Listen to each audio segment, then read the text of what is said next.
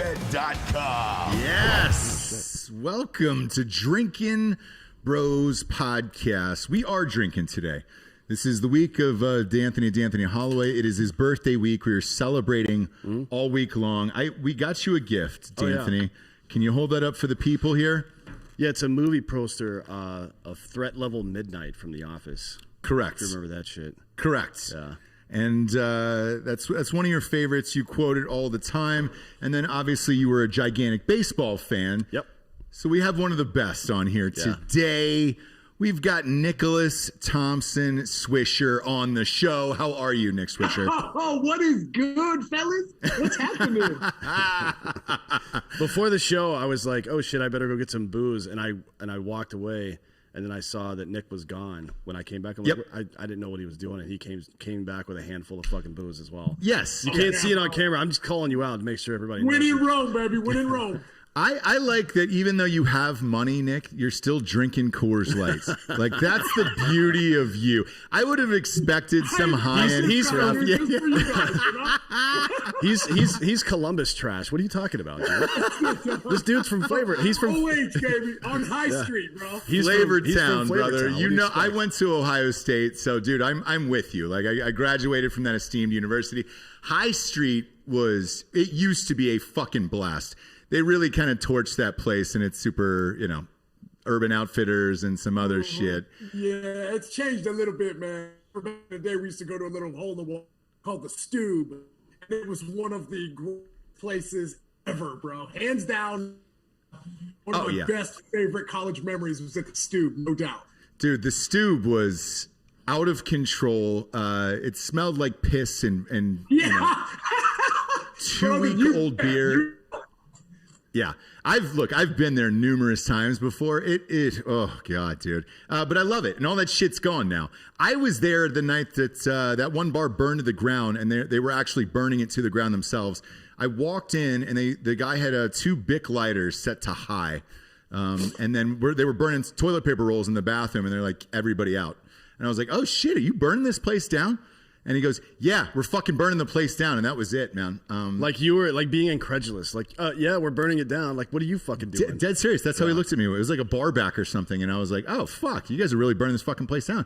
Burned to the ground. They got the insurance money and got out of there. I think they knew it was going to happen to High Street, though, to be fair. Yeah, well, I think once you saw Eddie George, once he came in with the restaurant, I think that's when things really started to change. You know what I mean? Then all of a sudden some bookstores started to make their way, and it just changed from there, bro. Bunch of fucking nerds. It is, dude. And then you saw, like, the liberal protests when Trump got arrested, or not arrested, they got arrested there for the Trump rally and all that shit. And I was like, man, Ohio State didn't used to be like this. We burn shit. Like, win or lose against Michigan, we burn shit. Yeah, well, I mean. The couches, the whole nine, bro. Everything. Or LeBron James jerseys. Yes, dude. Fuck LeBron. Fuck LeBron to this day. Like, I'll never come back on the LeBron train. Did you see he got back into a little tiff with a sugar daddy and sugar baby at the fucking game last night? Oh yeah. So did you hear about Courtside Karen last night? This is trending right now. You don't talk to my husband. I didn't hear about it. Oh, it's beautiful. So the guy that she's with courtside at the Lakers game last night. His name on Instagram is like Daddy and then whatever his last name is. Yeah. Like, no shit. Older guy, and is not hiding the fact that he just paid for this 24-year-old girlfriend, who kind of looks 35, but she's still super hot. Where you're like, all right, cool. Like, I understand what he's doing there, the whole shit. LeBron starts jawing at him. And then homegirl's not happy, so she stands up and tells him to go fuck himself. LeBron James, mid-game, LeBron James goes over to the referee and was like, get her out of here. So they ejected this woman. She immediately goes on Instagram Live. I mean, literally, as she's being let out, she was like, fuck LeBron James, man. I was standing up for my man last night and blah, blah, blah. And it was great. And it was a white girl, obviously, a blonde white girl. And LeBron caught it after the game was over, what she had said. And he goes, let's take it easy courtside, Karen. So Karen was trending. And I'm sure. Yeah. The fact that LeBron James has enough power to get a fan kicked out of the game, right? Like, if I ever went up to an umpire and I was like, hey, man, this guy's wearing it, and you get him out of the game, he would have been like, bro, shut Shut your mouth, dude. Yeah, no well, way, that guy stays. Baseball players also aren't fucking pussies, by the way. Yeah, I mean, do you remember Josh Hamilton? No one has ever been roasted more and more frequently than that motherfucker. Yeah. Like, he's standing in center field like, hey, crackhead. And he's like, yeah. Yeah. I mean, I was crying. What the fuck you want me to say? I was a crackhead. Shit. Yeah. Boom. And then he hits a fucking 900-foot home run. Yeah, so. he's got 125 mil in the bank. Yeah, bro. exactly. Exactly. That's so you can buy a lot of crack with 125. A lot of crack. Yeah. Crack is cheap too. So yeah, he'll be good on crack for life if he wants to. That's probably why. I mean, a lot of people have been talking shit about Hunter Biden, but really, he's just looking for a good deal. That's it. And he got one today. They hired one of his former lawyers to be on the DOJ. So he's good to go, dude. Hunter knows what he's doing. Oof. Smoke a little crack. Dad gets in office. You can put whatever you want. That's what you get to do as president. But again, I'll say it one more time for the audience. Who would you rather hang out with, Jared Kushner or Hunter Biden? There is no question. Hunter Biden all I'm day. going to Vegas with Hunter Biden and having a good time. Yes. Politics doesn't matter to me. No, I'm getting a foot job and I'm smoking some crack, dude. Yeah. I'm having some fucking fun. What's the worst shit that anybody said to you on the field? Oh, yeah. Oh man, I mean, you're taking it back. I mean, we're talking about like college stuff, bro. Yeah. They used to just rip in college, you know. Because but you're a bit of a shit talker yourself, so I'm sure you got into it with some fans from time to time. Hey, that was my favorite thing, right? You know, in right field, you know, in Fenway, Oh, you yeah. know, really was a good place. You could go back and forth. Everybody was right there, and my goal is I wanted to get a standing ovation, whether you liked it or you didn't. If you enjoyed the last 3 days, then that's exactly what I wanted to see. So for myself, I always had to keep myself busy too, man. I'm a hyper guy. Baseball's kind of a slow sport at the time. You turn right around for the conversation with whether it's going to be good or bad.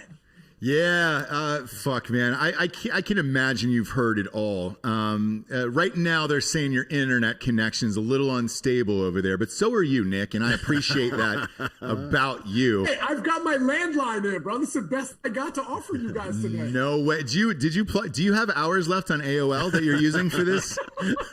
I love it if you do, because we were trying to guess before we got on the show. I was like, is he calling from a sauna right now? And if so, that's the biggest power move of all time. Yeah, if you were just in a robe with a sauna with a cigar right now, that'd be pretty Yeah, I've dope. been like, hey, with my beers, right? Yeah. Drinking bros, you know? Yeah. Can I talk about one person that I hate that you used to play with? Like, is that going to bother you? You want to talk about A-Rod? Yes, I fucking hate A-Rod. I've never been an A-Rod guy ever, right? There was a period of time where A-Rod got exactly what he deserved with the PEDs and all that other bullshit, right? On this show, we don't care if you take steroids. Just be real about it, right?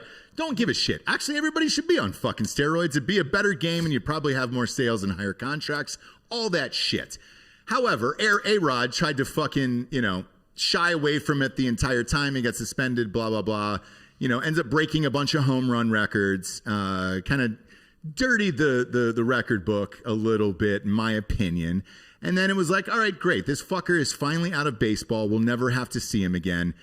Then he starts dating Jennifer Lopez, and there's been this A-Rodissance that is happening where he's at the fucking inauguration.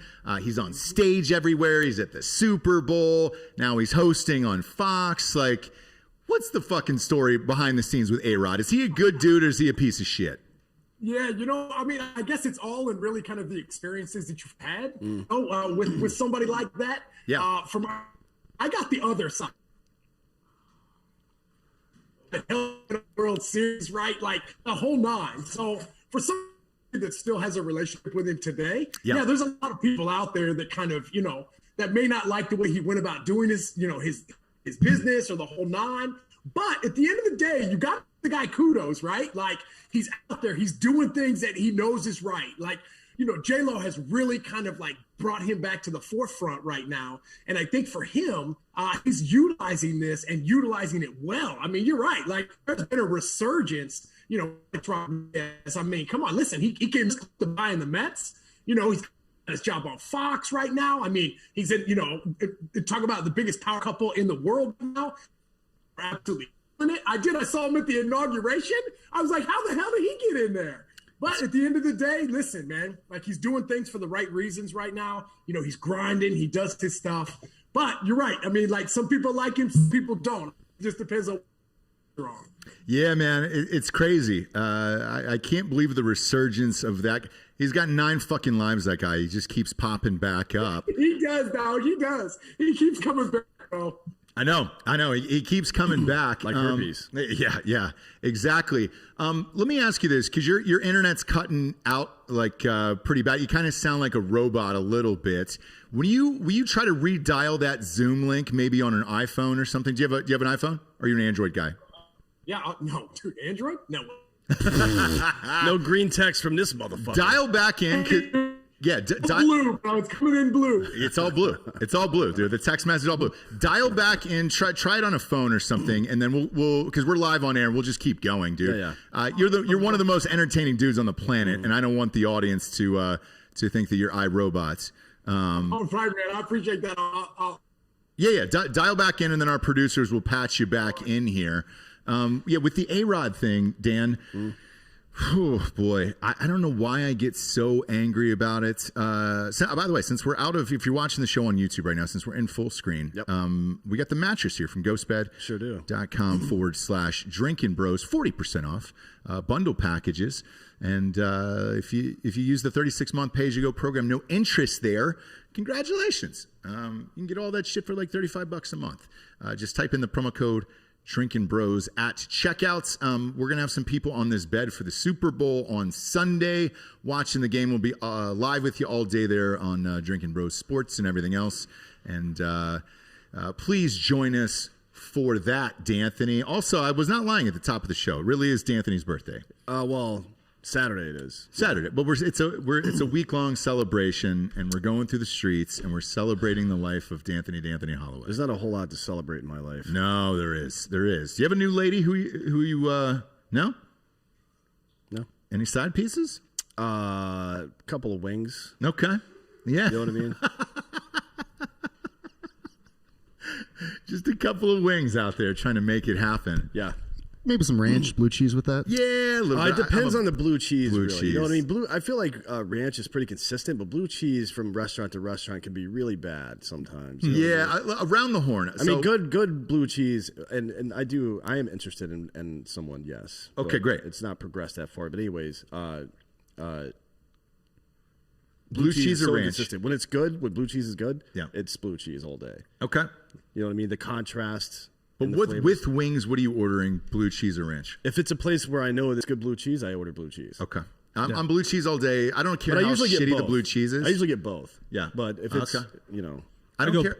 I go blue cheese. Yeah, I go blue cheese. There's actually a wing shortage going on right now. Shut the fuck up. Are you trying to short the wing market now, asshole? No, I'm not trying to short the wing market. If you are, and that's fine. But yeah, man, I'm blue cheese all day. My wife is ranch. And she's a fucking. Well, she's a white woman, bag. though. I mean, white women. White. Well, Nick Swisher's back. We'll see if he's blue cheese or ranch. Yeah, there we go. Blue cheese or ranch? How you feeling? We'll see. Let him type in, but he appears better now. There you go. Yeah, it looks good. He's smiling. Unmute your thing. Look in the bottom left corner. Yeah, unmute it, and then we're good to go. Nope. Is it better now? There you go. Yeah. There it is. I think we got him. Just let me know. Let me know. I'm coachable, guys. I'm coachable. We need to know blue cheese or ranch. Yeah, blue cheese or ranch on your wings. That's where we were going. Blue cheese? No, that's not it. It's not it. Give you that funky aftertaste. That ain't it. Yeah. I'm blue cheese all day till I die. I don't understand the ranch. Yeah. It's chunky. You know what I mean? It gives you kind of like that moldy vibe. You know what I mean? Yeah, I will live with that and then live with the remainder of the night. And then there's also people who are just flats only. My wife is flats only and ranch, and she's the biggest dirtbag I know. I like to mix it up. Well, first of all, she's a white woman, which means she probably has a whole fucking thing of ranch dressing in her purse right now. She does, yes. You know what I mean? Yeah. They just carry that shit around. That and fucking murder mysteries. Yeah. You know what I mean? And she's Hidden Valley Ranch too. Not even like the good ranch. Yeah, dude. That's fucking like sucks. the white trash ranch. What the hell? Yeah, it's crazy. Are you married, Nick? Yes, sir. 10 years, baby. Just had it this past November, bro. Shit. Oh, so it's close to your birthday then. You got married close to your birthday? Yeah, we got married December 11th, 2010, 12/11/10. Yep, really easy to remember. Yeah, you got it. You got to do that. That's why I had both my kids on super easy to remember numbers. One is 4/14/14. The other one is 8/18/18, so I could never fuck it up. You scheduled it out, huh? Yes. You were like watching your watch right there. Oh, cream pie, right? Because then 9 months later. And then on the second one, I made my wife, because she was a week overdue, like 8 days overdue, and I said, hey, why don't you fucking hold off on this so it can be 8/18/18, and it happened. So it just goes to show you, Nick, that a strong backhand, you can get anything accomplished in this world. Totally kidding. Totally kidding. Don't count it out entirely. No. Sometimes you got to grab people. A good leader knows that sometimes you have to grab people by the chin strap, right? Yeah. And say, hey, get it together. Get it together. Or if you're Bobby Knight, the throat. Or the chair. Grab a throat or a chair. Yeah. Nick, who's the biggest badass you ever played for? Manager-wise? Yeah. I probably at the time, I'd probably have to say Ken Maka. I don't know if you guys remember Ken Maka with the Oakland A's. Yeah. Milwaukee Brewers. I think he was like a second or third degree black belt at the time. Oh, shit. And, you got to remember, man, like coming up with the Oakland A's, I mean, we were just a bunch of young punks, bro. We were all 22, 23, 24-year-old kids trying to figure it out. And Ken Maka was trying to wrangle us all together, bro. And that didn't exactly work out too well. But at the end of the day, I mean, he was a big man, bro. 6'4", 6'5", 240, 245 pounds. And yeah, bro, he had that karate stuff. He'd do all that stuff, right? I never really saw it, but I never really wanted to try it either, Didn't he play in Japan like back in the 80s or some shit? Like maybe coached back in the 80s? I don't remember. Yeah, Mock's been around for a while, man. Well, he's 1,000 years old. Yeah, that's cool. Yeah, so you were part of the whole Billy Ball shit. Does it work? Like, were you amped about it? I know they didn't pay any of those guys anything, at that time. But looking back on it now, is Billy Ball legit? And could other people do it?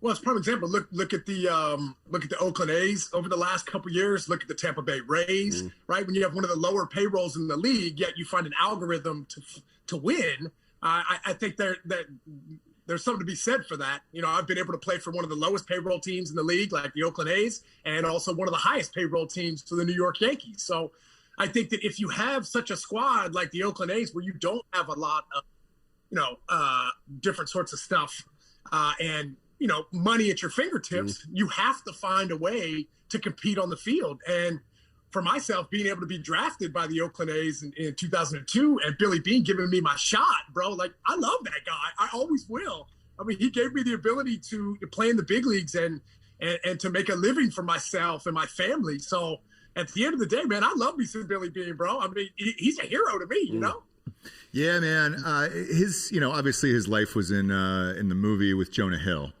I'm kidding. It was Brad Pitt's movie. Look, if you're going to have anybody play you in a biopic and it's Brad Pitt. No, you're a G, bro. I mean, let's be honest. You know what I mean? Like, we all knew, everybody that was part of that Moneyball book in 2002, right? When it all came out, we had 7 first-round draft picks that year. And the book was mainly about the draft style and how they went about gaining their players, as well as the run the 2002 team had. We all knew when Brad Pitt took that role, we were like, oh, fuck this, man. Ain't none of us going to be in there, bro. You're not even going to hear our names. So it was like, hey, Brad Pitt took over, bro, and all of us were like, oh, shit, man. That was our chance, dude. That was our chance to get in the movie, I know, man. It's weird, too, because with you in particular, like, dude, to put it in Hollywood terms, you were in an independent film, essentially, with the Oakland A's, and then in a Marvel superhero movie with the Yankees where it was just endless money and, hey, who gives a fuck? Which was better? Probably winning a World Series in 2009. Hey, yeah, I mean, bro, come on. Like, I came up with the A's when I was like 22 years old, right? Like, I kind of grew up a little bit. But then I went to New York and got to experience everything that New York City has to offer, right? Being able to win a championship there, being able to wear the pinstripes, being able to have that place almost as like a family to me at this moment in my life. And to be able to go back to the city and to still have that relationship with all the fans. I mean, like, bro, I'm like one of the luckiest guys on the planet, bro. Like, not many people get to experience that. So for me, man, I may not be born in the state of New York, man, but I feel like I was bred there in the Bronx, bro. So I got a lot of love for the city, a lot of love for everything that goes into that, and could not have been more blessed to have experienced all of that. And you're also like a fan favorite.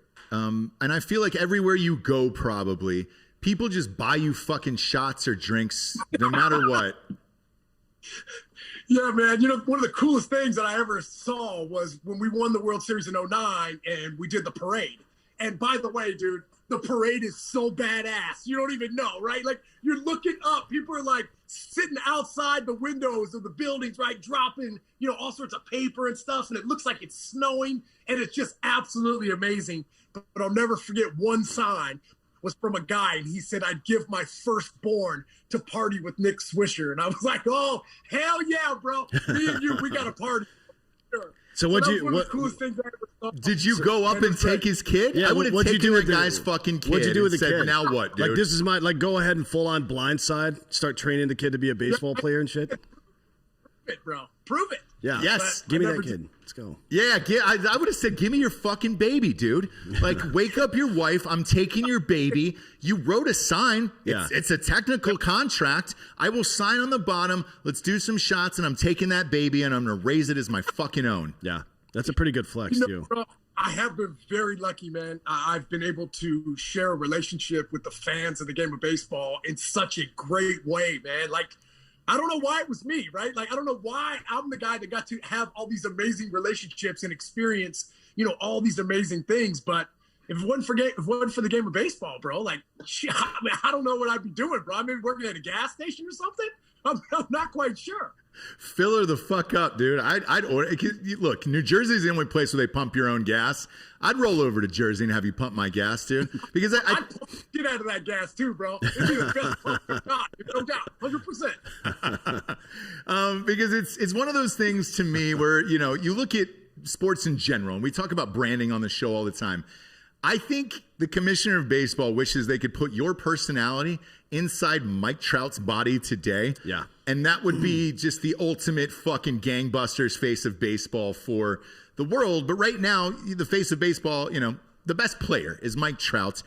And he doesn't want to do a goddamn lick of press, he's social media, commercials, anything. He's Marshawn Lynch in baseball, basically. Like, he doesn't necessarily shy away from the press. He just doesn't give a shit. Yeah. You know what I mean? Which is fine, because for him, either way, he's going to make his next contract is probably going to be $500 million, right? Like, for real. So it's like, or he's going to make $500 million between now and the end of his career. So does he really care? Probably not. No, and the strange thing was, so at my production company, we shot a commercial with him, and like, here's who he really is in real life, for real. Because if you're like, oh man, you must know these guys, what? No. So he said he'd given a call time. He was like, look, I'll do this thing because it was part of Major League Baseball and they needed him to do it. But he goes, I'm doing 1 take, 2 if I fuck it up. And he goes, it'll be from 220 to 225, and that is it. And then I've got to go back to the batting cage and work on, like, he is an animal when it comes to training and his routine and everything else, and he does not want anything interrupting it. And sure enough, he got there. He did the 1 take. He got it right, didn't miss any of the dialogue, and then left, and that was it. Mike Trout, you maybe saw him for 3 minutes total on set, and that was it, and he moved on with his life. Now, if we had your personality and you were in Mike Trout's body leading the charge for baseball, baseball might be one of the biggest sports on the planet. Oh, I appreciate you saying that. I mean, you know, that you're right. I mean, we are trying to put somebody like Mike Trout in our game because he is our best player. But then again, I kind of think to myself, like, you know what? If you don't want that, bro, we're going to slide some other people in there. We're going to slide the Mookie Bettses in the world. We're going to slide the Aaron Judges of the world in there, right? Like, if you don't want to be the face of baseball, that's okay, right? I just got done watching a doc on Larry Bird and Magic Johnson, and Larry Bird was like that, bro. Yeah. He wanted to do with all that. But as long as he went out there and put the numbers up, then everything was good. The only problem is that Mike Trout's on a team that hasn't been to the playoffs but one time in his career. So the best player in the game, we don't get an opportunity to witness when we want to see it, right? Which is postseason time. Even last year with the expanded playoffs, the Angels still didn't make it in there. So I think that when you're talking about somebody like that, it's hard because you can't change somebody's personality. I mean, I don't know if you guys have kids. I got 2 little girls, and, you know, you want them to be a certain way, but at the end of the day, they're just going to be who they are. And sometimes we just have to accept that. And, you know, in my mind, I feel like the fact that we have sports going on right now in general is just amazing. The sacrifices that these guys and these women have gone through to put live sports on the air for us is amazing. So, yeah, do you want Mike Trout to be a little more vocal and be a little more stand up? Of course, but I don't think we're going to get that, bro. So I think we're going to have to go searching somewhere else for somebody that wants to keep that light on, somebody like a Magic Johnson with that booming personality and that huge smile, because that's infectious, no doubt. Yeah, speaking of infectious. Magic Johnson. Nailed it, Nick. He got HIV. There it is. That's a classic HIV joke that you missed with infectious and describing Magic Johnson. Come on. You're only going to get that This on is Drinkin' a super Bros, obviously. highbrow show. Really, really. You know what I mean? We Just like, take- We clearly, with our O.J. Simpson jersey, take things very seriously. Right? Very seriously. By the way, still looking for the real killers. Yeah. OJ is right behind Dan. But yeah, I think, that's the only gripe about baseball right now is, the game is slower than everything else. Everybody's got ADD, and it's either going to be gigantic personalities that bring people out or bring out the ratings, or I'm not sure how much longer it can survive on that level. It's strange because, it used to be America's pastime. I think it's clearly NFL at this point, right? Yeah. Well, I feel like you have the personalities, right? You have the guys that aren't scared to put themselves out there to be themselves and to really showcase that. And I think we could use a little bit of that more in baseball. Like you're saying, baseball's a little slow. It's a little stale. It's a little old school. It needs to catch up with the times. And I felt like last year, the commissioner was trying to do a little bit of that by implementing some new rules and some fun new things that at least people could get down on. Because it's like, for me, like, listen, I'm a baseball historian, bro. I love the game. I have since I was born. I know a lot about it. But I don't want to see the pitcher coming up with the bases loaded in the 7th inning. You know what I'm saying? Like, get rid of that guy for good, right? Yeah. Let the DH come in both leagues. People like watching home runs. I do too. Like, let's see people hitting that shit 500, 600 feet. Yeah. Bring the greenies back. Let the boys get pumped up. And let's bring some excitement back to the game. I agree. Yes, bring the greenies back, dude. Bring the Andro back, brother. Want TRT and Adderall and everybody all the time. Yes, dude. And crushed up Adderall, too. Let him snort it, dude. Get it real quick. Let's tap into human potential and see what we can really do. That's exactly what I'm talking about.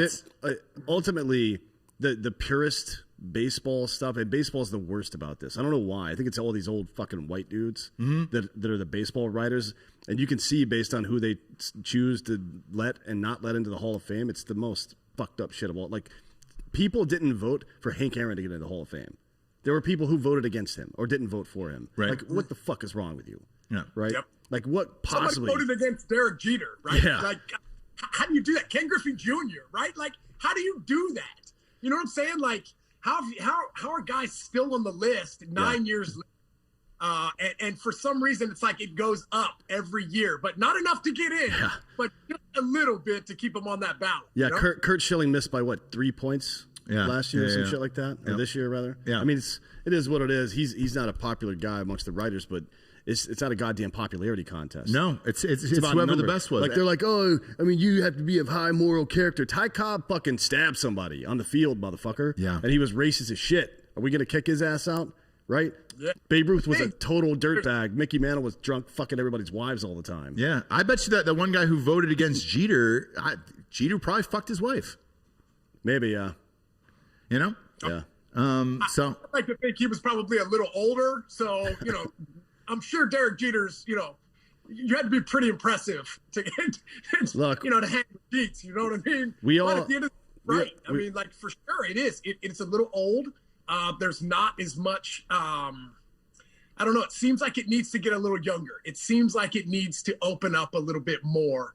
And like you're saying, like, it is very pure. It has been for the longest time. And, hopefully, with, the new generation coming up, we can make it a little more swaggier. We can make it a little more exciting.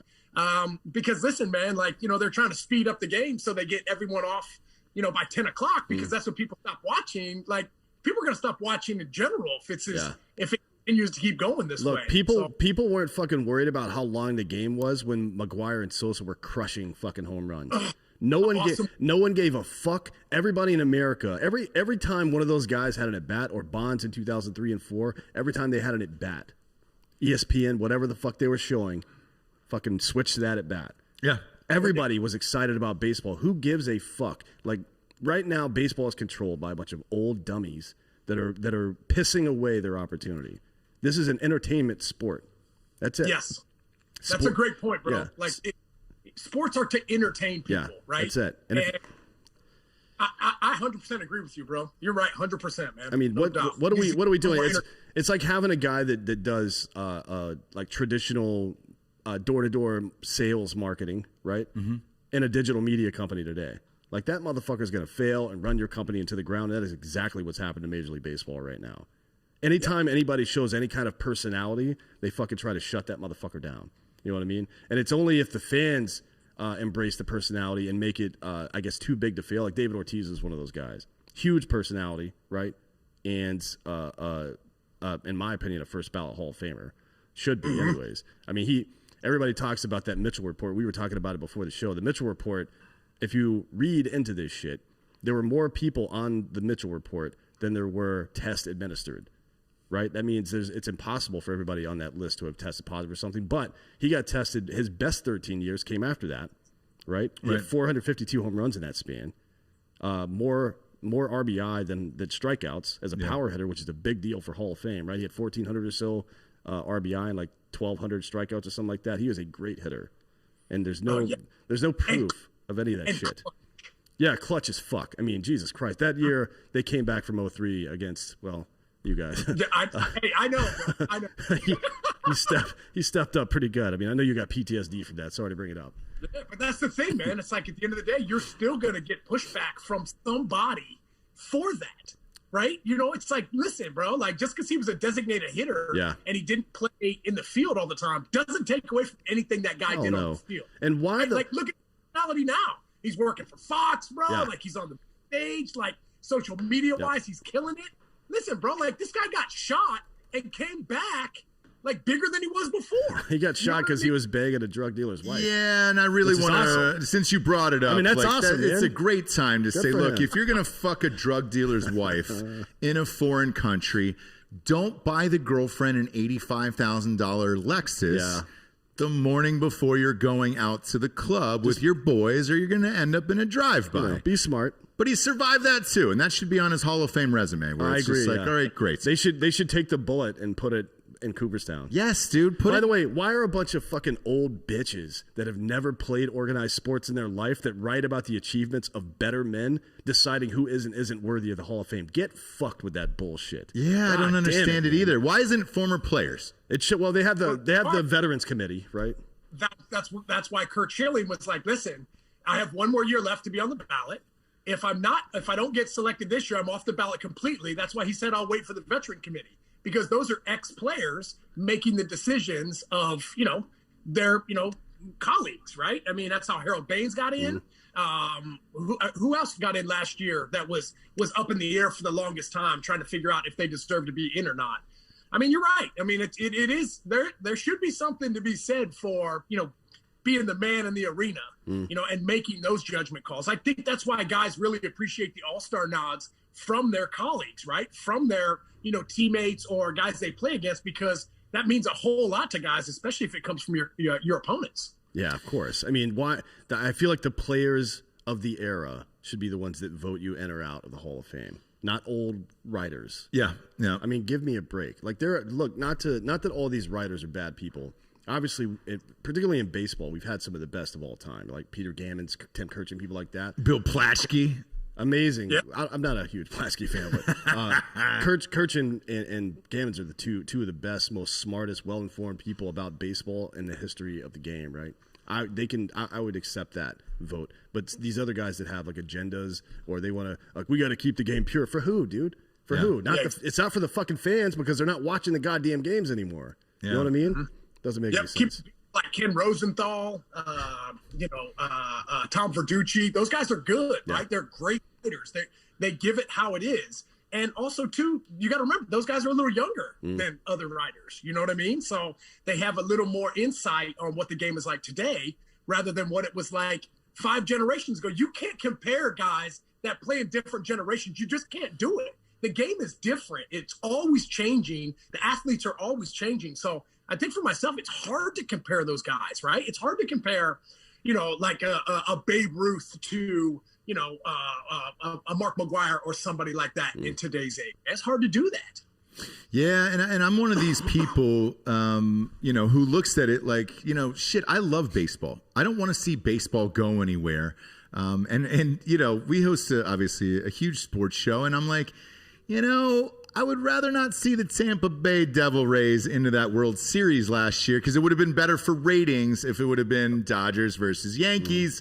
New York, LA would have elevated the game and elevated the ratings and all that stuff. Same way it was when the Cubs got in there. The commissioner was just sitting there praying that the fucking Devil Rays didn't win that series. I look at it from both sides, right? Like, kind of like a David versus Goliath matchup in a sense, right? I mean, like, the Dodgers were going up for their third time, right? Going up for the World Series, right? So I think that was more of the storyline. And then all of a sudden you got Randy Arozarena just showed up out of nowhere. Mm-hmm. He's hitting home runs left and right, which was awesome. And it was kind of fun to watch that sandlot group of the Tampa Bay Rays really kind of rise to the top. And all of a sudden, I think it gave a lot of people a lot of confidence to say, listen, you don't have to have the highest payroll in the game to be competitive. Now, as a player, I'm thinking to myself, this is the worst thing ever, right? The Rays are showing everybody they kick ass from paying these dudes absolutely nothing. So I think it's good for the game, but it's also bad for the game. For somebody like me that wants to be a manager someday down the road, you got to keep up with the times. You got to figure out exactly how it's going to work. Right. I think nowadays there's so much talent around the league that you can't just buy championships anymore. I think you have to build from within. And the Tampa Bay Rays are one of those organizations that have showed people that, hey, if you can build them from within, you have your algorithm of what works for you, then you can win and you can be successful. So I think it's good for the game and bad for the game. Yeah, I mean, it's the same as the NFL is learning a very hard lesson again with Ezekiel Elliott. Yeah, do not pay running backs, man. You have to show some restraint. As a general, I mean, not that Jerry Jones has any; he's a knucklehead. But all these other teams that pay running backs, never. You should never pay them more than double minimum wage, maybe. Yeah, because it's right? You have the same in baseball where they're paying these pitchers, a gajillion dollars. And it's wild to me, a guy that goes like 7-9 on a season with a 4.5 ERA is getting like a $10 to $15 million contract just because he could eat up innings. Yeah. Like, are we really out of pitching? Is that how it is? Last year was the first year, with Clayton Kershaw's salary that a gigantic pitcher with that kind of contract, I think finally came through. But even him, it wasn't really so much Kershaw, it was the other guys as well. So you said you wanted to be a manager. Where are you spending your money first? If you had the choice to go in there, to the GM and said, all right, here's what I need. Here's where I would like the majority of the money to go. I believe in defense. I believe in pitching, right? I mean, obviously, I'm an offensive guy, but I know from, being part of the game for as long as I have, that the best offensive teams I've been on weren't necessarily champions, right? The best defensive teams, the best pitching staffs, right? Having Mariano at the back of the bullpen to shut down each and every game, I think is huge. I think I'd go by the old saying, you got to be strong up the middle, right? Catchers, second baseman, shortstops, pitchers, center fielders. Those guys right there, I think are huge. And, I think, right now, I mean, even for us as Yankee fans, look at Gary Sanchez and what kind of he's going through right now. I mean, showed up, hit 30-some bombs his rookie year, and now there's been a lot of question marks. JT Realmuto just signs back, with the Philadelphia Phillies. I think he's one of the better dual threat catchers in the game. My father was a catcher, so I'm a little biased, man. I love him. He's my hero, my idol.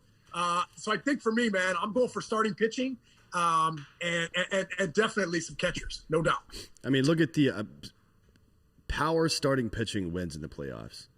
It just does. It does, but it's so expensive. It can be expensive, but I mean, if you don't need that many. You need a good closer. You need a solid bullpen that can eat up innings, and you need two starting pitchers that are good in crunch time and get strikeouts. Kurt Schilling, Randy Johnson, right? You put those guys.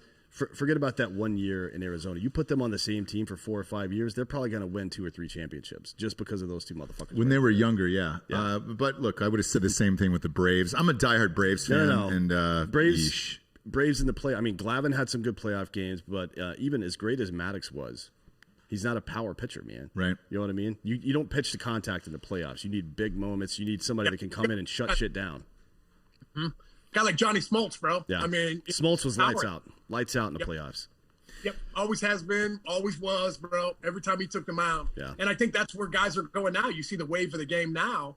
Now with like drive line pitching, things like that. It's like you see these kids on Instagram crow hopping, throwing balls into the net as hard as they can. You never used to see that back in the day. Now you're seeing this whole new wave of people being proud to be POs, pitcher only, right? Yeah. They're proud to be those guys. They don't want to be the two-way guys anymore because at the end of the day, I mean, hey, bro, I'm thinking to myself, like, listen, bro, I throw that thing 100 miles an hour. I got a pretty good shot, dude. I got a pretty good shot of being successful. I feel like over the last 5 years, it seems like half the new guys coming up throw 100 these days. Yeah. And it reminds me of something that it reminds me of something that Tom House and Nolan Ryan used to say. They used to say your arm will rust before it wears out, and I really believe that. I mean, we've even in like little league. Like, oh, you can't throw too many. You can only throw like 50 pitches in a game or whatever it is. That's fucking stupid, dude. When I was in Little League back in the day, like I pitched a season, I think it was my 12-year-old season, and pitched like 48 innings, and I had like 115 strikeouts. I struck everybody out, right? Because I threw gas. So, and I threw and threw. My arm never wore out. I just got, I left obviously to go do military shit after a while, but I don't believe that shit. You know what I mean? It doesn't make any sense to me. Like, if you're not building up the muscles and the stabilizing tendons around your shoulder as a child, if you're not throwing the ball all the goddamn time, you're never gonna make it. Yeah. Never. Well, you know what's amazing? The fact that you can remember your 12-year-old stats, bro, is fucking amazing, dog. I am a little autistic, so. Yeah, he is. He really is autistic. So, bit, yeah, no R in that. Just autistic in that one. And what we like to do here, Nick, is take childhoods very seriously. If you can grab the Blue Dragons jersey that we had framed. I don't know if you know this, Nick, but I myself am a coach as well. I coached my 6-year-old soccer team to a championship in the state of Texas here. I'm gonna bring this into frame for you here. I had his jersey because he's a champion, obviously. I had his 6-year-old jersey shadow boxed and framed right there. Boom. That's amazing, bro. So you're welcome. Absolutely. Yeah. They're little tiny champions, and he deserved it. And then I bought myself a 5-foot trophy back there, which is great. Yeah, because I wasn't happy with what the league gave me, Nick. I agree, right? Go big or go home. You know what I'm saying? I wasn't happy with what the league gave me, so I went ahead and bought myself a 5-footer. You also got a tattoo on the small of your back, didn't you? I did. And that was just the whole team, obviously, celebrating. So he has a portrait of like 9 children on the small of his back. If you ever go to prison, you're fucked. Yeah, but it's a nice little reminder of what I did as a coach and a father and a husband and a very generous lover, obviously. But this 5-footer, and then I feel you on that 5-foot trophy right there. We have a yearly kickball game every year around Christmas, and that's what we play for. And it gets pretty intense. My daughters are 7 and 4, but they know not to be messing around. Come you know what I'm saying? Like, bring your A game or don't bring anything at all. You know what I'm saying? Yes, it doesn't matter what it is in this life. If you're a professional baseball player, a 12-year-old, or a 6-year-old soccer, like, bring the shit. Knock it off, orange slices after the game, and then get in there. Like, dude, the trophy is the most important thing. Winning is the only thing. And if you're a loser, you sleep on the garage floor like Tiger Woods is. You know what I want to do? I want to get I think we should raise some money and fund Aubrey Huff to go around to elementary schools and talk to kids about participation trophies. I want to hear him talk to children about participation trophies and just like call a whole room full of kids pussies. Like, don't be a fucking pussy, all right? Look at my goatee. Hey, Aubrey Huff, dog, he don't mess around, bro. Fuck no, he doesn't. He don't mess around. I love that dude. He is direct to the point, bro. 100%. He's been on this show a couple of times before. Yeah. He gives 0 fucks, and he'll tell you the Carrabba's of where to pick up like the hottest cougars that you can definitely bed that night. Yeah, in Phoenix. He'll give you the location and the address. Archie Bradley said the same thing about Scottsdale. Scottsdale is where Archie Bradley goes to find. Well, he's got a girlfriend now. But obviously, back in the day, you're married now, but back in the day, where were the hot spots for you in New York? In New York. Yeah. Where were the hot spots for you in New York? remember we came up in Oakland, right? So Scottsdale spring training was awfully fun. And then when you go into the Bay Area, right? I mean, you can go like, I was trying to think of maybe like San Ramon, like Danville area back in the day. I mean, that was early 2000s we're talking, Yeah. But at the end of the day, it's like everybody had their little spots. And, you always tried to find those. I mean, that was before, camera phones and the whole nine. So it's a little easier back then. Now, I don't know what these dudes do now, right? I mean, like, you got to be real careful nowadays. I know. You can't get away with anything. You need that Tony Stark thing that zaps camera, or the Batman thing that zaps cameras when they're around you or some shit. Yeah. Danville's where Steph Curry lives. That's where all the rich people in the Bay Area live now. Correct. By the way. But where did you live when you lived? He's over there right now. Yeah. Oh, yeah. Oh, yeah. Yeah. Yeah. He's got like a massive fucking house over there. Where did you live when you were in Oakland? I lived in Piedmont. Oh, did you? Yeah. We actually lived in Black Hawk, right? In that gated neighborhood. We had like 5 roommates, dude. And it was epic. It was so awesome, dude, because, I mean, at that place, we were trying to find guys you want to live with and the whole nine. And at the time we were all single. So we were like, man, let's go out here. Let's get a nice house in this gated neighborhood, bro. And we're just a bunch of young punks, bro, trying to figure it all out. We had some great neighbors, which really helped us out, kept us out of a lot of trouble for sure. Who's lucky you? Who's your roommates on that one? So I had Joe Blanton was one of my roommates. Rich Harden was one of my roommates. We had Houston Street was one of my roommates. And then at that point, come September, just whoever got called up that year, we always just had them come crash at our place. So we had the fun house for sure, no doubt. The Oakland Poon Hounds. Yeah. You guys were treating that like it was a bunch of TikTokers in the Hollywood Hills, dude. I can't imagine what went on in there. You're married, so I'm not going to dig too deep. But I have a feeling there was a lot of Trojans around, and I'm not talking about the horses, my man. Hey, man, you know what? Just being able to have the ability to come up with so many young guys at the time. When you go into a locker room, it's different because, guys are all different ages. But for all of us, we were all those guys that kind of came from that Moneyball crew that we were all fighting to get up. And Oakland was one of those organizations that if you had success, you moved up the ladder. So, we kind of ran right up the ladder in that organization. And to be able to get to the big leagues at such an early age, it was good and bad, right? Good because you're young and you're just, you get to experience a lot of crazy things. But also, hey, man, you got to learn, bro. You got to learn what you can and cannot do because you got to be able to answer that bell every day. Yeah. Well, unless you're David Wells, then you just get even more fucked up. Wells is like, I'm not feeling good today. Let's drink this bottle of Jack so I can go pitch. You know what I mean? We've had John Daly on the show, and that's closest I think that I can come to another athlete, if you want to call golf a sport. But it's golf is not a sport. Golf, like when baseball players are relaxing on the weekend, they go play golf. Yeah, that's how you know it's not a fucking sport. That's how slow it is. Yeah. Hey, did you watch that Tiger Woods doc the other night? Oh yeah, bro. Oh yeah. The one on HBO? Yeah. Yes, sir. I was all in on that thing. I did not know that his dad was banging girls in an RV on the 18th hole when he was a kid. After seeing that, I was like, shit, man. He almost had no choice. Of course he turned into a poon hound then. Yes. I kind of felt bad for him after seeing that. I know, but you got to remember the 2 male role models he had as a child, his dad and then his dad's buddy. Both of them were doing that. So when I saw that, I'm thinking to myself, like, holy shit, like, he didn't know any different, right? Yeah. Like, this was just something that you did, right? Not only that, bro, like, how about the fact that his dad was as firm as what he was on his kid, man? Like, that's intense stuff. And to the point where, when Tiger was older, being able to, he'd be with all those different girls and all he wanted to do was eat cereal and watch cartoons. That's crazy.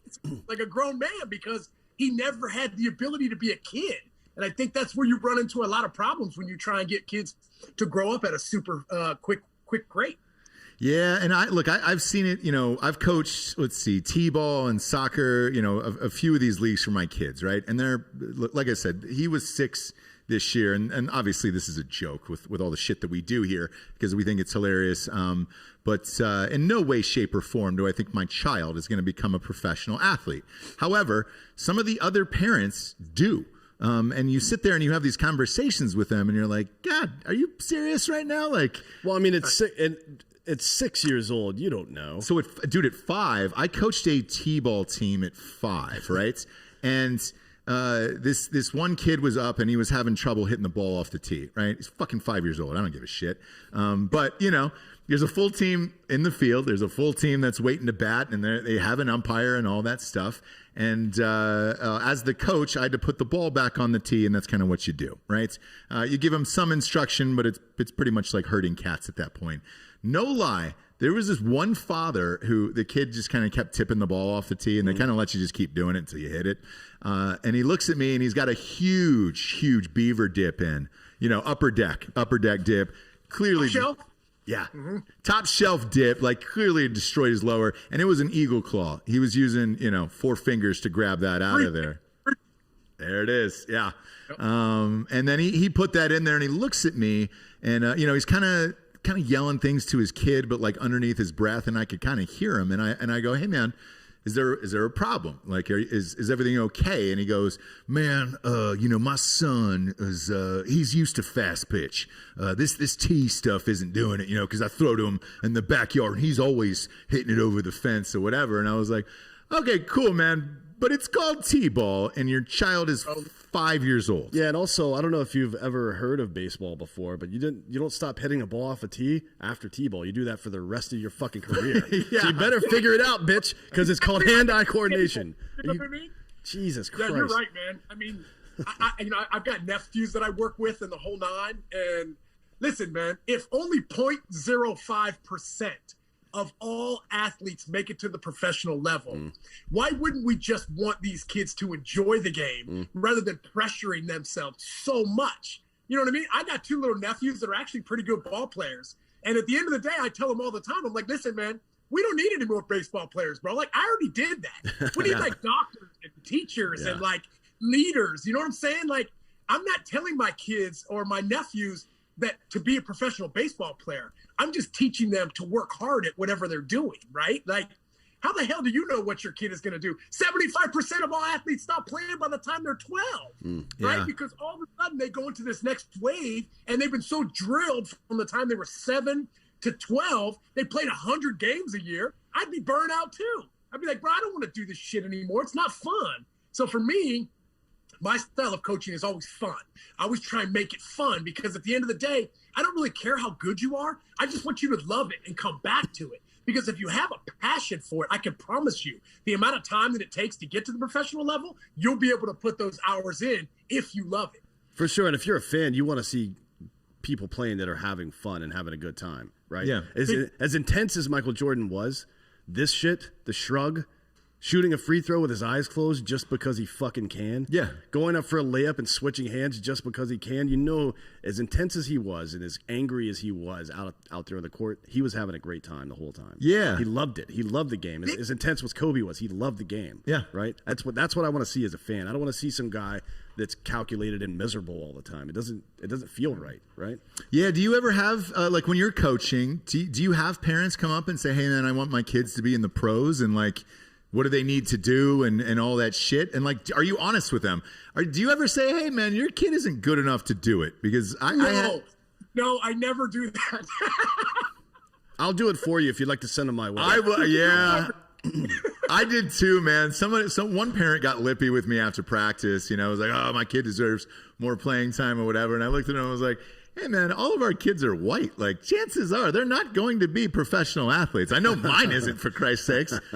And he was like offended by it. He was like, no, if he works hard. And I was like, yeah, but not really. It's crazy, bro. Like, even from, playing the game for as long as I have and, being around it as much as I still am now, even going to these Little League games and watching the parents. Like, I'm thinking to myself, like, this is no offense to some parents, but some parents may not have the best of genes that they have given to their kids.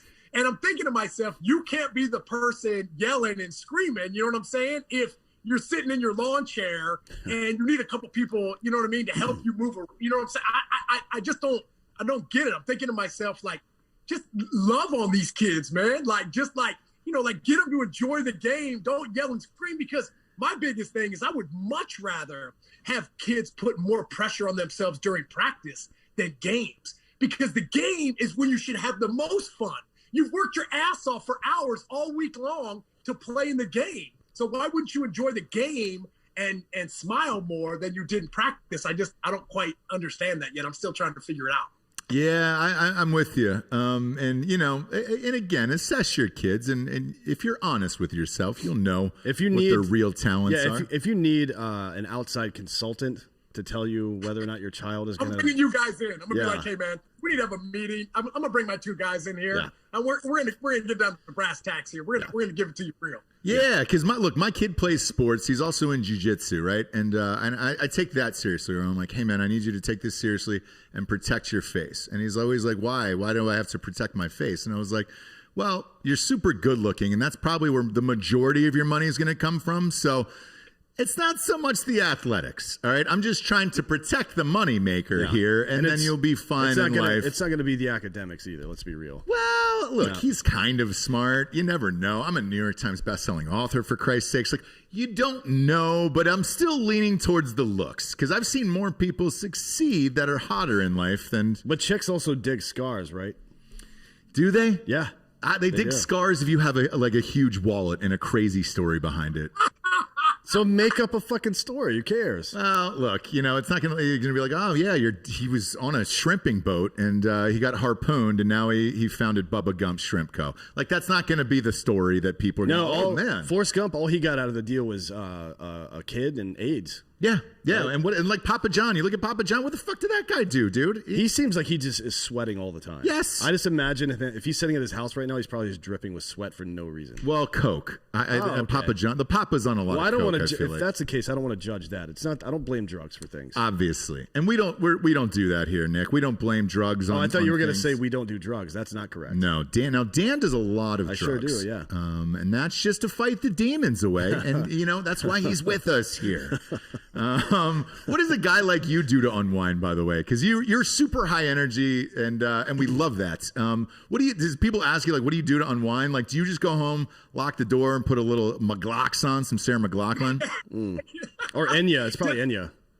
Yeah, I mean, like, you know, you're right. I mean, it is definitely a little interesting, you know, but I feel like I have the same energy level I did when I was 8 as I do when I'm 40 now. So, you know, when I was 8, I'd be getting in trouble all the time. But now people are like, oh, hell yeah, man. I love that guy's energy, bro. Like, it's cool now. But listen, bro, like, I thought I'd be the type of guy that I thought I'd have boys. I thought we'd be beating our chest, right? Like, you know, playing sports all the time. But I got 2 little girls, bro. And it's a completely different mindset for me. It's a completely different life and something I would not change for the world. I'm definitely a little more pulled back than I have been in the past. But I'm a girl dad, bro. Listen, man, like, at the end of the day, you need a braid. You need a kitchen set up, bro. You need any sort of toy put together. I'm your guy, bro, you know? Yeah, so, and that's great. Like, I can't build toys and shit, but God damn it if I can write a check to pay someone to do it for me, you know? Like, every toy underneath the Christmas tree I'd paid somebody else to put together, and I felt good about that. And also, I didn't want to watch them do it. I was like, I'm going to leave the room, and I asked my wife, I was like, hey, call me when they're done building this shit. Like, I don't want to look them in the eyes because I can't put anything together. But the fact that you can put toys together and braid hair is amazing. Oh, yeah. Oh, I'm your guy, dude. Anything you need girl-related, bro, I got it, man. I'm like Mr. Mom. I'm a stay-at-home dad, bro. I'm a taxi driver, short-order cook, bro. Whatever you need, baby, I got you. Yeah, one of our buddies, I can't mention his name or what he does because it's super secret, but he's got a couple girls, too. And he's always posting. He's like one of the toughest motherfuckers on earth, and I mean that in the most sincere way. He is badass. And he's always walking around with glitter and fucking nail polish on. I'm yes, yeah. I guess that's just the life, dude. But that's actually a thing in the special operations community, the military. They all have girls, and I don't know what that is. Obviously, we know that the male genetics decide whether or not the child is male or female, right? Mm-hmm. It comes from us, which is that whole Henry VIII thing. Whoopsie, whoopsie. But for some reason, special operators always have girls. I don't know why. I don't know that actually. I don't believe in God, but that kind of makes me think there might be something going on. You know what I mean? Because like they're like, all right, you did all that shit. Here you go, fuckface. Yeah, and with you, did you ever look back and be like, shit, man, everything I did just caught up with me, and I had 2 girls? Yes, 100%. Like, bro, I'm even going back to the first time when we did kind of this was before the gender reveals were like super cool, but I'll never forget going in and they're doing the sonogram, you know, and I'm looking in the you know, the monitor, and I'm like, okay, you know, I'm looking around. I don't see anything out of the ordinary, bro. And I'm like, okay, you know, yeah, maybe it's in there. You know what I mean? It just hasn't quite came out yet, you know? And then the lady was like, I was like, is that a penis? She's like, no, Nick, it's not. And I was like, okay. Right then and there, baby, I knew, like, this girl thing is right up my alley. My wife and I were talking about having a third, and I don't know if I could do a boy, right? Like, I mean, I got nothing but girls in my life right now. Like, you know, my oldest Emmy, she's 7, and I mean, she's the jam. My little younger one, she's me, man, little Sailor. She's an absolute savage, bro. And so I'm just kind of like, I don't know. I mean, I hear all these amazing stories about father-son relationships, but there's no better relationship that I'll ever have in my life other than with my wife than I have with my daughter. So I know it'd be great to have a boy, but I'm not quite sure if I got it in me, bro. I'm not quite sure if I got it in me. Are you done? Like, did you get snipped up? You know, and nope, not yet. Nope. Yeah, I haven't either. And it's one of those things where it's like, dude, I want to leave it open, right? Like, let's say, I don't know, I end up on a second or third wife. I'm 67 years old and I want to Harrison Ford this shit and have another kid. I want the ability to be like, yeah, dude, I can still pump out seeds like Mick Jagger at like 70 years old and then create life and then leave this earth. And then, you know, I don't think I'm even left with nothing. I'm not even going to start having kids until I'm like 45. Yeah. Right? Yeah. I'm affluent, so I can do whatever the fuck I want. It's not like I'm going to run out of money or anything. You know what I mean? So I'll just keep fucking dealing with that shit. I'll pay people to watch them. I don't want to see the kid until they're like 5. Obviously, yeah. Like, that's not even a human being. Until it can fucking have a reasonable... Out, bro. You're missing out, no, bro. Those are the good times. I can't... If I can't have a conversation with that little bastard, I don't want to see it. Yeah, you know Dan doesn't do well with it. So I've got a 2-year-old and a 6-year-old, both boys, because that's all I shoot. And, you know, obviously... train my balls. I talk to them in the mirror, and I keep them well shorn. And I decide because I'm a master of my own cock. But with that, you're right. Like, dude, that age is awesome, man. Like especially 2 and 3, where they're talking, they understand things, and then they can just break shit in front of you, and then just kind of smile at you, and you're like, oh, well, that's what I did, and you're all good. Yep, and I'm going to pick it up. Whatever you break, I'm going to pick it up. Yes. 100%. I don't even mind that. It's the sleep. I guess if I get through the first 6 months and not have to deal with that shit, I'll be fine. Right? My wife was up last night. You get a night nurse. Take all that money and get a night nurse. Yeah, Yes. that's a good idea. Yeah. I would do that for sure. I just don't, like, don't hand me a crying baby, because I'll just toss it somewhere. You know what I mean? Like, man, I'm like, no. Nah, you're good. Yeah, my child is 2, and yeah, my wife was still up last night with the monitor and all that shit. Like, yeah, but your youngest one's kind of an asshole. yes, to be honest. he is. Yes, he is. I mean, if Louis C.K. said it best, if you're trying to go out somewhere in public, go out to dinner or something, and you can't because one person in your group won't put their fucking shoes on, that person, regardless of age, is an asshole. Yeah. And by the way, I am also cognizant of the fact that, like, I love my kids, but like he was saying, one's a little asshole. I don't take him out that much, and when I do, like, I don't bitch about when he throws a fit and I got to take him out of the restaurant. It's my fault for bringing him out. Yeah. Do you share that same viewpoint, right? Yes. The viewpoint on I'll take my kids anywhere, bro. Only because, like, figure it out, right? Like, you got to figure it out at some point. And, there have been plenty of restaurants that we've walked out of, but there have also been plenty of restaurants that we've actually made it through. So, the Swisher clan, bro, we do everything together as a family, especially with as much as we're away from each other.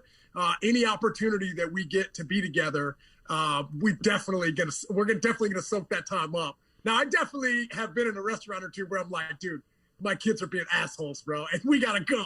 You know what I mean? The just comes out and we pay for it anyways, and we're out the door. Didn't even get the chance to eat. We've definitely been there before. But I also think that, as tough as it is, bro, it's only for a short amount of time that you're going to be able to experience your children like this. So you might as well roll it out, give them some stories that you can tell later in their life. Be like, listen, this is how much of a prick you were back when you were a kid. You know what I mean? Yeah. I mean, look, so I hire a night nurse and a cinematographer then.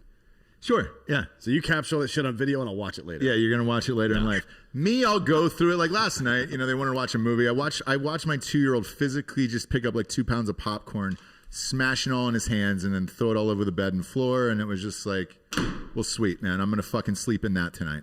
I woke up in the morning and it looked like, I just finished Survivor.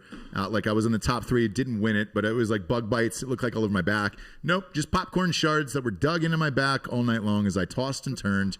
And I'll have that story to live with. The forever. good news is that kids that are assholes when they're like toddlers are usually they're not like that as adults for the most part. I hope so. Like I was a super quiet kid until I was like 7 or 8 or some shit like that, and then after that, obviously it you kind of became went off the rails. Yeah, right. But my siblings were fussy children. Okay, and they turned out normal. Boring is what I would call it. Yeah, right? yeah. Obviously, I was raised in hell. I didn't understand why the fuck, like you were talking about in school. Why are we teaching kids in school that this high level of excited energy is a bad thing? Exactly. Right? That doesn't make any fucking sense to me. Me neither, man. I'm sure you were one of those kids where they were like, he needs to be on fucking ADD meds or something. I've had plenty of coaches throughout my life that told me I'd be a better baseball player if I would be medicated, right? If I could get on Adderall or what was the other one at the time back in the day? Ritalin. Ritalin, yeah, Ritalin. Ritalin, yes. I'm like, bro, hey, what you see is what you get, baby. You don't like it, turn the page. Yeah, you don't exactly. Say it, turn the page. Move on. So lastly here, I know you want to become a manager one day. What are the next steps for you in trying to do that? Like, are you going to go to the minors? Because, obviously with a baseball schedule, you'd be away from your family for a long time. Or is that something where you want your kids to get a little older first? Yes, 100%. Right now I'm so fortunate and blessed to be able to be a special advisor with the Yankees, which has been absolutely amazing. Really kind of gives you that inside look on exactly how the organization is run, being able to learn from guys like Brian Cashman and being able to be, in the meetings. And really, I think the biggest thing that I need to get better, I want to be a manager at some point, is learn the analytics game a little better. I want to try and be that hybrid version of the guy who had been in the arena that knows ways to use analytics to make players better. I think that's one of the things that I've run into, so far over the last 4 years that I've been retired, since analytics have really come into the game. I think there's a lot of it's hard for the smart guys, the analytic guys, to give the information to the players, right? Because it's so black and white for them. It's just number based, and I think sometimes they forget that you're dealing with human beings with feelings and stuff like that. So for somebody like me, who is as high energy as I am, I think one of my greatest skills I have is my communication skills, bro. I can fucking talk all day long. So for me, I want to do my best to try and learn that analytics game. Right now, we do, a bunch of stuff on the Clubhouse app, which is actually absolutely amazing. NoFilter.net's coming out with a new platform. And I think for myself, I just want to be a leader, bro. I just want to be a ray of sunshine in the world right now. Listen, there's a lot of shitty things happening right now. And I just want to be one of those guys that people can look to like, holy shit, man. Like, look at that guy. Like, he's got a smile on his face, bro. I want to follow that guy. I want a smile on my face, too. So I know I've gone through a lot of stuff in my life. I've been very fortunate. But at the end of the day, bro, I just want to help out as much as I can, right? Be a leader, help anybody that I can. And that's kind of like my main mission. Man, that's awesome, dude. Look, we fucking love you. We were fans before. We're even bigger fans after. I love your energy, dude. I love what you represent. Now's the point in the show we get to the Drinkin' Bro of the Week, which is someone who has inspired you or helped you become the person you are today. Who would you like to give the Drinkin' Bro of the Week to? Oh, man, does it have to be a bro? No. Anybody. It could be a broette as well. I mean, like, do they have to be alive? Nope. No. Nope. In this case, my drinking bro or drinking broette would be my grandmother, brother. Betty Lorraine Swisher. I want to give her this beer for sure, man. If it wasn't for her, I wouldn't be the man that I am today. If you've ever seen Talladega Nights, you know the term granny law, where you literally get your ass beat into shape. And that's exactly what happened to me, man. I was kind of a shit kid growing up. My parents divorced. I didn't have a whole lot of role models in my life. And she literally whipped my ass into the human being I am today. So if there was somebody that I could give this beer to, it would be my grandmother. I miss her. I wish she was able to be here and to experience my daughter's but I know she's looking down on us all the time and she's smiling. So if there's somebody that I could give this beer to, Betty Lorraine Swisher, my man, no doubt. That's amazing, dude. I think that's the first time somebody's ever given their grandmother a Coors Light cheers to. Wow. That's it. Would she have drinking? Does she drink Coors Light? Would she have had a Coors Light with you? Oh, yeah, bro. 100%. She would have slammed something. No doubt about it. Oh, that's great. And then That's break great. the bottle over the kid's head because he won't shut the fuck up, right? Yeah, yeah. Granny law. It's Everybody granny knows. law. Everybody knows granny law. I can't let you out of here without one prediction for you. Who wins the World Series this year? Wow. I tell you what, man. It's Yankees I'm got a a pretty homer. good shot. I'm a Yankee guy, bro. I think bringing over guys like Corey Kluber, Jamison Tyone. I mean, obviously, I talked a little bit about starting pitching and the defensive aspect of the game. I think it's been, 11, 12 years since we've won a championship. It's been long, right? New York is getting a little antsy. Aaron Boone has been given the keys to a Ferrari this year. He finishes the race. He gets the job done. New York Yankees win their 28th World Series title. I like it. All they have to do is stay healthy. I would love to. I think that is the most talented team in baseball. I've said it many times on this show.